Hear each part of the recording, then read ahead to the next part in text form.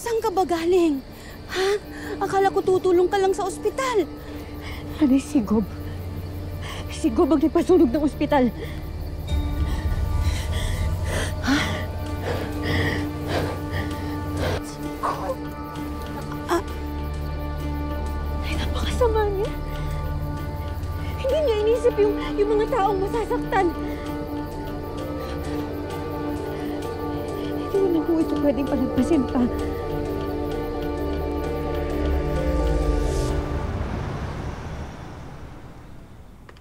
Babawi ako. Babawi ako! Gob, mukhang tayo na yung babawian ni Sangre, ah. Lalo na't alam niyang ikaw may pakana ng sunog. Ang pinagtataka ko lang, paano niya nalaman?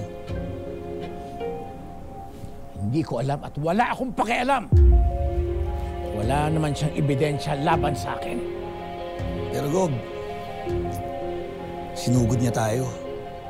Ibig sabihin nun, siguradong sigurado na siya. Paano mo i-expose niya tayo?